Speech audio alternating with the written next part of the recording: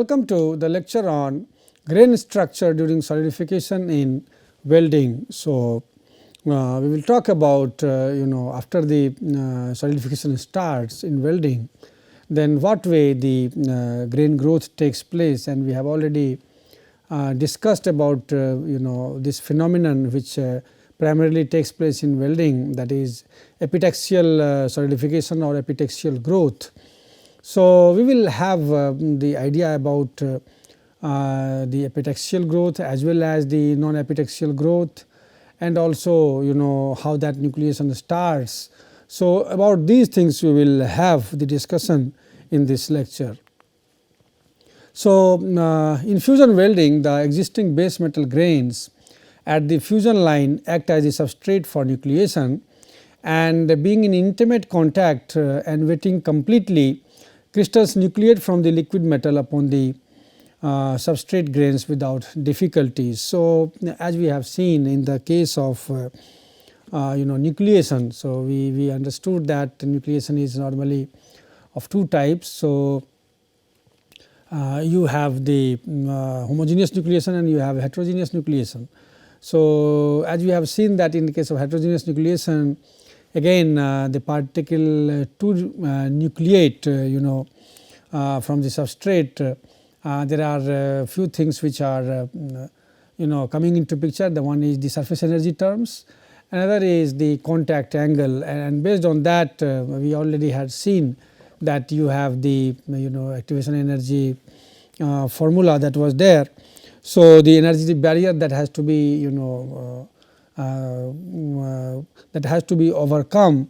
So, that basically can be computed with the help of the formula, and there it was 4 then gamma cube, and then you have a term of Tm square divided by 3 of delta H and delta T square. So, and then in the bracket term you had 2 minus 3 cos theta plus cos square theta. So, in that basically we had seen that depending upon the theta value, this barrier for the nucleation, which has some value in relation to what is required in the case of homogeneous nucleation. So, that factor can be computed for different value of theta, and when your theta is 0, that is there is complete wetting. In that case, the term inside, that is 2 minus 3 cos theta plus cos square theta. So, that term becomes 0. So, your energy barrier becomes 0. So, you do not have any difficulty in nucleation. So, that is how. Now, in those cases what will happen, that you will have a growth, and typically what you see in welding, that you have if you have the similar material which is present and which act as the nucleation sites, then the further and further the growth takes place. So, that is the case of the epitaxial type of solidification or epitaxial growth. So, that is how it is defined in such cases. So, we have already seen that when we saw that when we have a substrate, suppose you have a substrate here. So, and for the crystal which is here, so this is suppose crystal which is to nucleate. So, this is C, and this is your substrate. So, that is denoted by S, and this is liquid. So, this is L. So, we have already seen that if this theta is the contact angle, so you will have surface tension term gamma LC, this value, and then you will have gamma CS. So, this will be here, and similarly you will have the gamma LS, and we have already seen that so this will be the radius R in this case. Now, we have seen that if you talk about the energy barrier which is to be computed, so for the crystal to nucleate, so that is actually 4 pi gamma LC square and Tm square divided by 3 into delta HM delta T as whole square, and in bracket we had 2 minus 3 cos theta plus cos square theta. So, that is what was the equation expression for the energy barrier for the nucleation. Now, as we see, when there will be mostly in case of autogeneous welding, when there is no filler, and when there will be complete wetting characteristics. So, in those cases when it becomes theta as equal to 0. So, this term will become 0. So, your delta G becomes 0. So, so when the metal in the weld pool is in intimate contact with the substrate grains, so then it will be the case where there will be no barrier to the nucleation, and there will be nucleation without much of the difficulties. So, what happens that now in these cases when your there is no difficulty for the grains to nucleate. So, what will happen that the nucleation is occurring now in these cases the nucleation will be occurring by the arrangement of atoms from the liquid metal upon the substrate grains without altering basically their crystallographic orientations, and that is what is such process is known as the epitaxial growth. So, this epitaxial growth is normally so we have given this referring to the example of the autogeneous type of welding process. So, in these cases the growth mechanism that will be known as the epitaxial growth, or the nucleation also which is occurring the pre-existing grains which are there and working as the nucleation sites. So, that will be basically the epitaxial nucleation. So, normally it will depend upon if you have a material, so you will have a preferred crystallographic direction in which the growth will occur, and it will be looking like you suppose this is your weld pool. So, suppose this is your welding direction, and if this is the weld pool. So, what will happen that you will have a fusion line will be there. So, this becomes your fusion line, and on that fusion line you may have the grains. So, you will have the grains here, and then these so you have different type of grains like that it was there. Now, these grains basically will be growing, and they will be growing in these directions. So, what has been seen that for FCC or body centered cubic structures, now in these cases you will have the growing of the grains in this fashion, it will be moving. So, these are the for FCC or BCC, the preferred directions of growth are basically 1 0 0. So, they are basically the way they are moving, it is basically 1 0 0 direction. So, we know that this is the preferred direction of growth in the case of FCC or even BCC crystal structure. So, the trunks of the columnar dendrites will be growing in that direction and going towards this weld pool and go up to the center line. So, without changing their directions, basically these grains grow. So, that is your epitaxial growth in the welding, and that is what is written that in autogeneous welding basically nucleation will occur by arranging atoms from the liquid metal upon the substrate grains without altering their existing crystallographic orientations, and that is known as the epitaxial growth, or such kind of nucleation will be known as the epitaxial type of nucleation. So, this can be understood by referring to these macrostructures, and here you can see this is for the electron beam welding of the alloy. So, this is for the C103 alloy, and it is seen that you have the how you see that this is this dotted line, this is your fusion line, and what you see that this is the epitaxial growth from the fusion line going into it. Now, similar is the case when we go for the aluminum copper. If you look at the aluminum copper alloy, now in these cases this is aluminum 4.5% copper alloy, and here also you see that they are growing in one particular direction. So, that is your preferred direction of growth in such cases. Now, this is about the epitaxial growth. However, there may be the non-epitaxial growth also.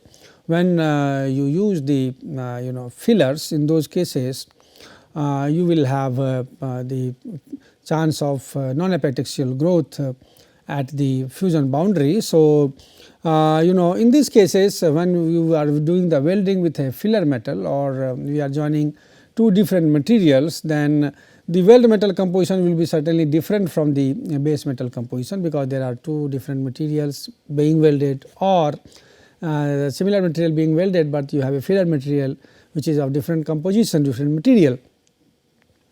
So, in those cases the weld metal crystal structure can differ from the base metal crystal structure, and in these cases when this occurs, the epitaxial growth is no longer possible, and new grains will have to nucleate at the fusion boundary. So, in those cases you do not have the complete wetting characteristics being satisfied.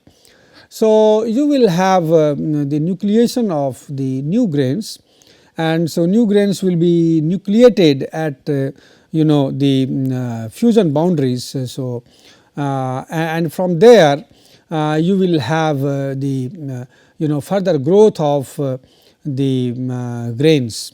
So, the fusion boundary will be exhibiting, so it exhibits random misorientation between base metal grains and weld metal grains. So, because they are not of the same material, so you will have the there will be certainly some misorientation between these grains, and so in these cases you will have the chances of heterogeneous nucleation occurring, and by that process basically the growth will be taking place.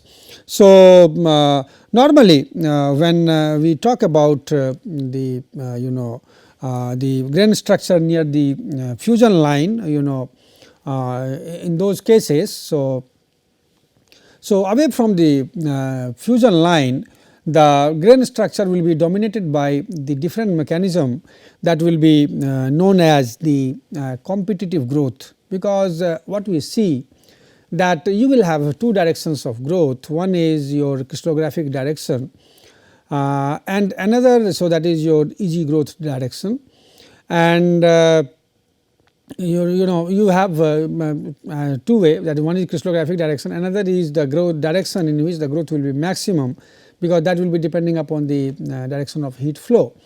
So, so grains will tend to grow in the direction perpendicular to the pool boundary. So, however, columnar dendrites or cells with within each grain tend to grow in the EG growth direction. So, normally you have certainly, because you have one is your perpendicular to the pool boundary, another is in the EG growth direction. So, the grains with their EG growth direction essentially perpendicular to the pool boundary will grow more or more easily than less favorably oriented grains. So, basically you have two conditions of growth, and in that case wherever the grains which have their EG growth direction which is perpendicular to the pool boundary, that will so if these two conditions are met, in that case the growth will be more easily then basically where it is not meeting this condition.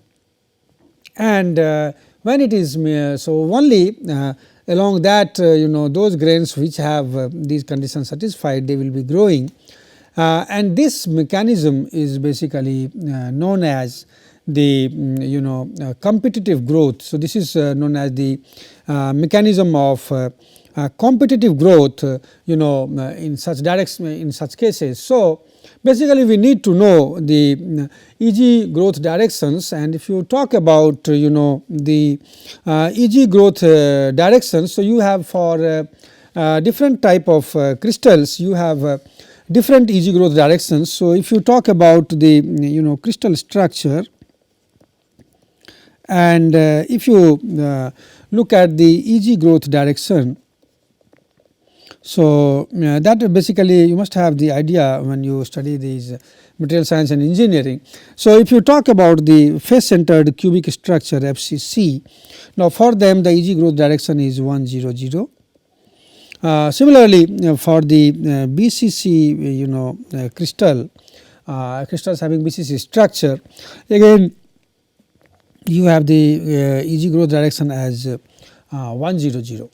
Then for FCC you can we know that you have typical examples will be like you have aluminum alloys, or you have austenitic stainless steel.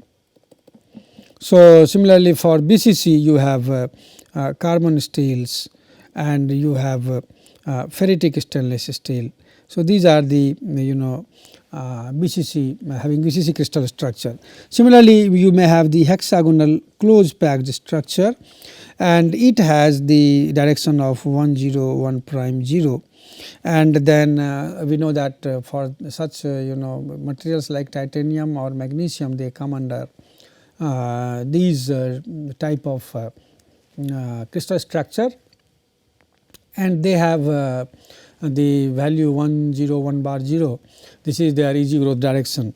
And similarly, you have the body centered tetragonal. So, now in these cases you have the direction as 110, and the example is 10. So, this way your EG growth directions are there for for the different type of materials with different crystal structure. And the concept of the perpendicular phase, because that will basically give you the area of maximum temperature gradient or maximum heat transfer. And then when it is matching with when, so all those grains which are having the EG growth direction, and then they are perpendicular. So your grains with their EG growth direction essentially perpendicular to the pool boundary, they will grow more easily. So, others growth will be pinched off because they will try to grow in their EG growth direction, but then that is not basically having any perpendicular direction to the primary heat flow direction. So, they will be pinched off, and you will have the pinching off of certain grains, and then growing primarily columnarily of some grains which have that orientation. So, if you try to look at the competitive grain growth direction, so how you can see that if suppose you have this is the suppose weld pool, and this is being the welding direction. So, what will happen now? Assume that this is your fusion line. So, in those cases, now what will happen that you have the different grains which are there. So, now they will be shown like you have such grains is there. Now, what may happen that if so this will grow in this fashion, or that may grow.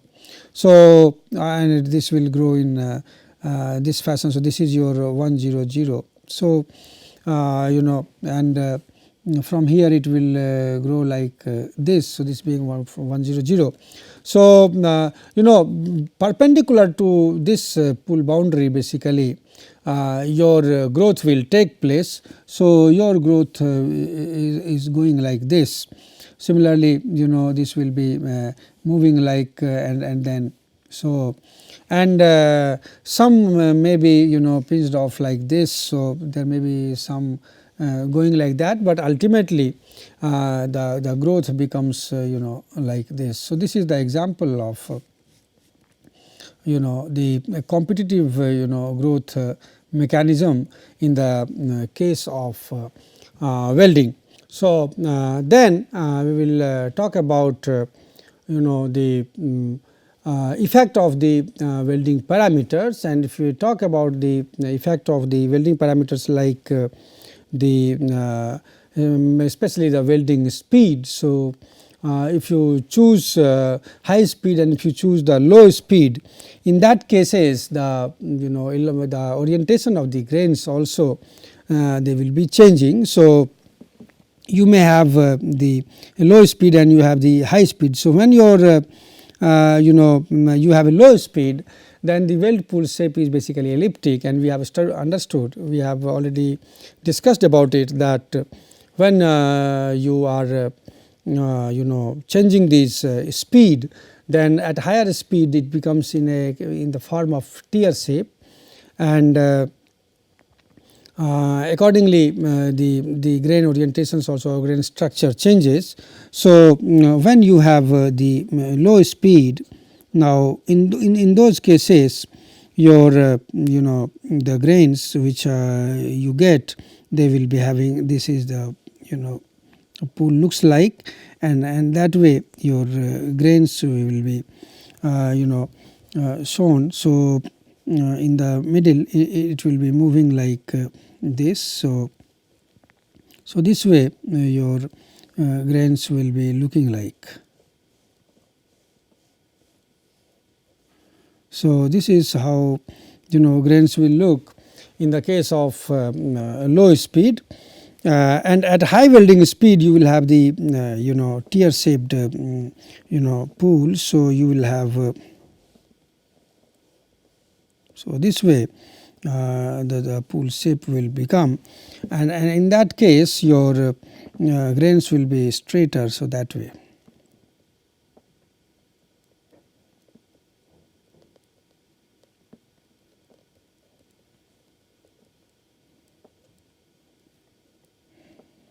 So, columnar grains are essentially straight when the speed is higher, and here it is curved to grow perpendicular to the boundary. So, that is the effect of welding parameters. So by looking at the structure, you can have the feel that how the speed variation will be changing the grain structure.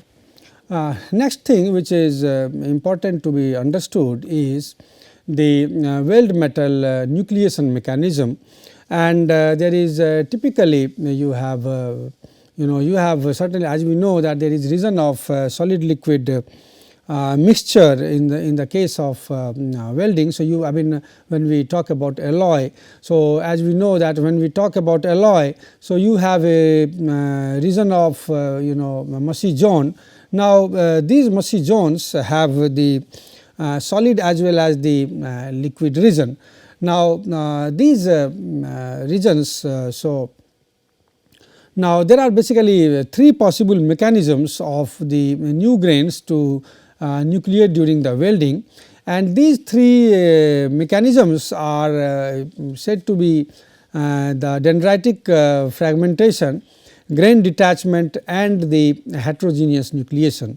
So, what happens that when there will be convection will be dominating. So, what may happen that in the weld pool convection. So, if there is a weld pool convection, so that may lead to the fragmentation of the dendrites, and basically they will be towards the tip of the dendrites, and it is in the mushy zone. So, those dendrite fragments, they actually work as the nucleation points, and they will be acting as the new nuclei to form the grains. So, basically they are like the heterogeneous nucleation sites which occur in the case of welding, and this is frequently this is basically said to be a grain refining mechanism for the weld metal. Similarly, the second point is so one is your dendritic fragmentation.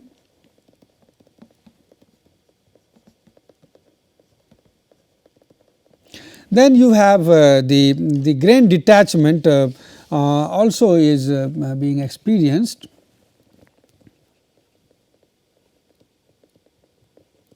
So, what will happen that during if in the case of the weld pool convection, the partially melted grains, they will be detaching themselves from the solid liquid mixture, and then they will be again working as these as the nucleation points. So, that way they also work as the heterogeneous nucleation sites, and then many a times you have the heterogeneous nucleation.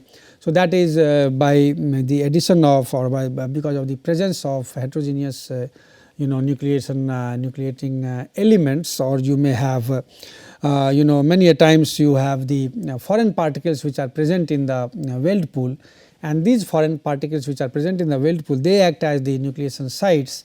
So, they also work as the place from where the nucleation starts. So, these are the three ways for the nucleation to occur in the case of weld pool. So, this is this has to be understood and so once we understood that you have the solidification taking place, solidification will be because of the thermal gradient, then we will be next we will be talking about what are the consequences of these thermal gradients, what are the distinct zones in those